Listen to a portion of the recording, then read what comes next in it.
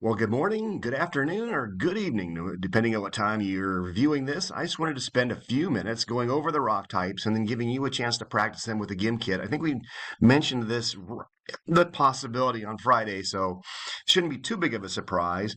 But I just want to go over them. That's just the things that you might need to remember as you go forward. And this will just take a few minutes because really there isn't that much. Let's go ahead and start with rocks and the idea that rocks are made out of minerals. Um, Move me around. Okay. And just remember that minerals generally are things that are not man-made. They're not naturally occurring or organic. They're not, usually they're solid and they have a chemical makeup that's very similar. Crystal structure, we're not going to spend so much time with this year. But as you go along in geology, that'll become more important. And so there we go. Minerals. That's what minerals are. They make rocks. Okay, rocks are made out of minerals. Or they can be the mineral themselves. So our very first rock type was igneous. All rocks were probably at one time igneous. The whole planet was a blob of magma and lava at one time. But there are two distinct types that we're studying this year, and that was extrusive igneous rocks, and those are rocks that came out of a volcano or they cooled outside the earth in some way. So a good example would be volcanic rock that you see like at Home Depot or pumice there's a whole score of rocks that do that.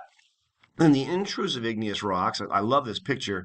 It kind of shows this blob. Okay, there's several different types, but we only have to know intrusive. Okay, and then over time, it cools very slowly. And of course, the longer it takes to cool, the bigger the grains or the crystal pieces get inside. So those are your igneous, intrusive, extrusive.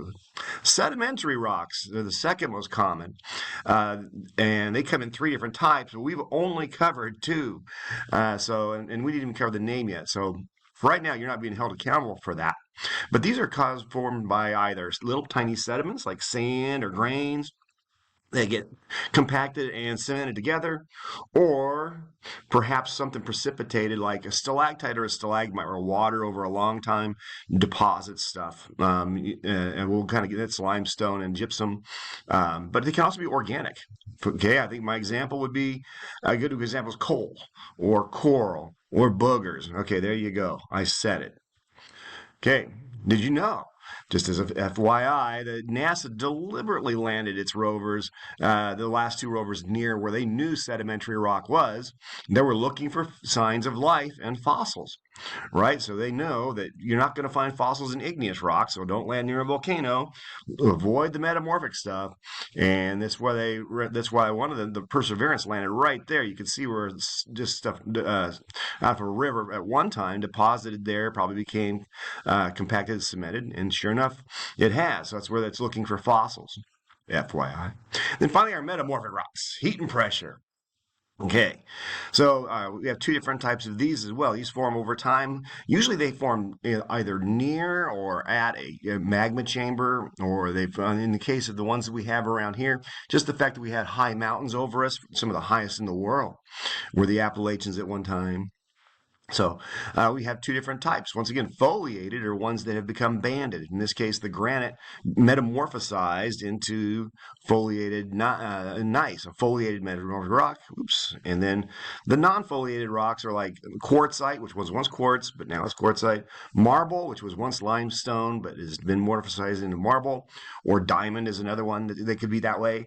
So there you go. There's our rock types. And all this is going to become important as we go do the rock cycle. You've adopted your rock, and then we're going to start seeing how all this comes together. But for right now, I'm just going to do a real fast review. You just need to remember melting and cooling. I think I made a mistake there. Melting and cooling, compaction and cementation, and heat and pressure are the things that are formed by these.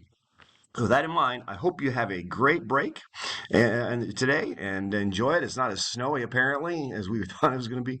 So I don't know if you're going to be sledding a lot, but go ahead and take it easy and enjoy the GIM kit.